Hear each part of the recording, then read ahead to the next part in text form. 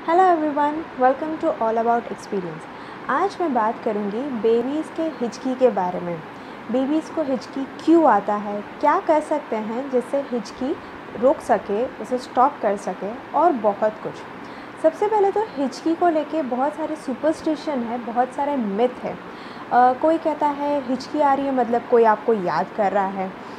कोई कहता है कि बेबीज़ को अगर हिचकी आती है तो उनका पेट बड़ा हो रहा है, वो आगे जाके ज़्यादा खाएगा और पता नहीं क्या क्या। पर ऐसा कुछ नहीं है, इसके पीछे एक साइंटिफिक रीज़न है। होता यूँ है कि हमारे शरीर में जो डायाफ्राम है उसमें अचानक से कॉन्ट्रैक्शन या कंपन आने की वजह से हिचकी आती है। सबसे पहला क्वेश्चन आता है कि डायाफ्राम होता कहाँ है। डायाफ्राम हमारे चेस्ट यानी कि लंग्स और स्टमक के बीच में होता है। अब दूसरा क्वेश्चन आता है कि डायाफ्राम में कॉन्ट्रैक्शन या कंपन क्यों आती है। होता यूँ है कि हमारे पेट में बहुत सारी हवा भर जाती है, जिसकी वजह से वो हवा कभी कभी कुछ फूड पार्टिकल्स रिवर्स फ्लो होने लगती है, जिसके वजह से डायाफ्राम में कॉन्ट्रैक्शन आता है और हमारा डायाफ्राम सिकुड़ जाता है। ये अचानक से जो कॉन्ट्रैक्शन आने की वजह से हमारा जो फूड पाइप है या हमारा जो वोकल कॉर्ड है वो थोड़ी टाइम के लिए थोड़ा बंद हो जाता है, जिसकी वजह से हमें हिक साउंड सुनाई देता है या हमें हिचकी आती है। तो ये हो गया एक्चुअल रीज़न हिचकी आने का। तो बेबीज़ का हिचकी आना नॉर्मल है। आसान शब्दों में कहूँ तो हाँ, ये बिल्कुल नॉर्मल है। ये बेबी का एक पार्ट है ग्रोथ और डेवलपमेंट का। जस्ट बिकॉज़ बेबी का जो बॉडी है या उनका जो डाइजेस्टिव सिस्टम है वो अभी भी डेवलप नहीं हुआ है, वो डेवलपिंग स्टेज में है, जिसके वजह से उनको ज़्यादा कॉन्ट्रैक्शंस आते हैं एंड लाइकवाइज हिचकी भी ज़्यादा आती है। क्या रीज़न है जिसकी वजह से बेबीज़ को हिचकी आती है।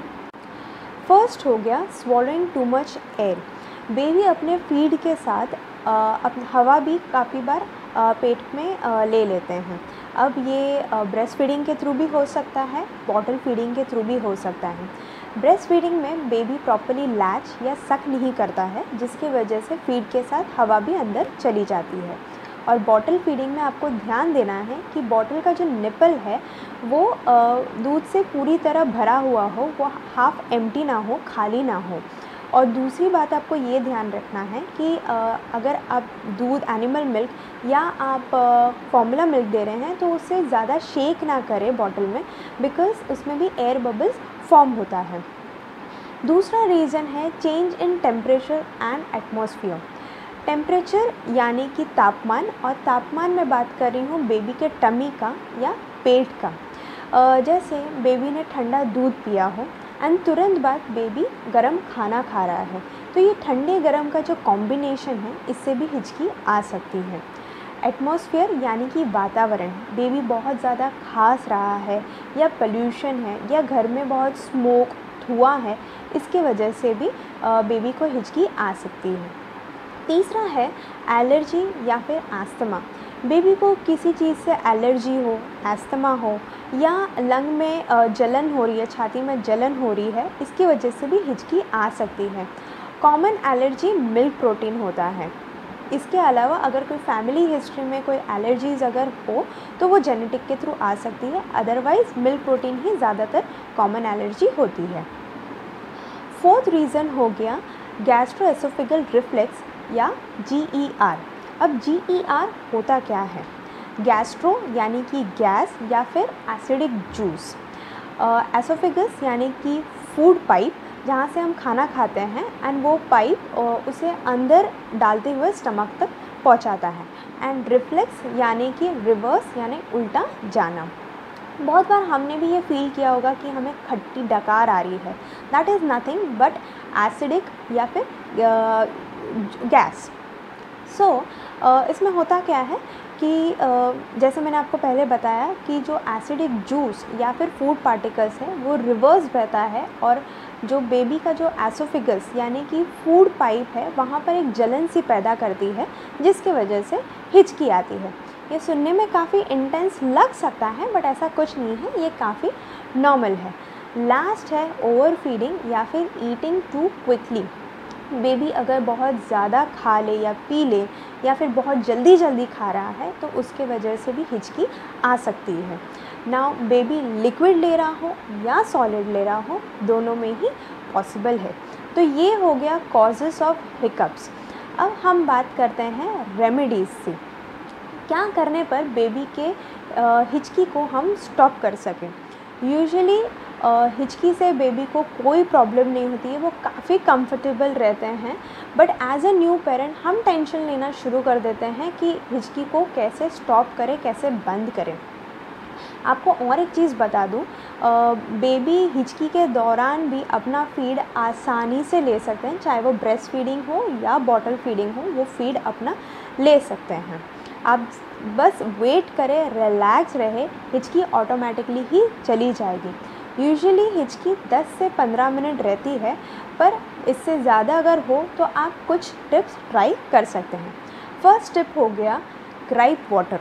आप ग्राइप वाटर दे सकते हैं, ये स्टमक को थोड़ा सा सूद करता है और इससे हिचकी जा सकती है। दूसरा है पैसिफायर।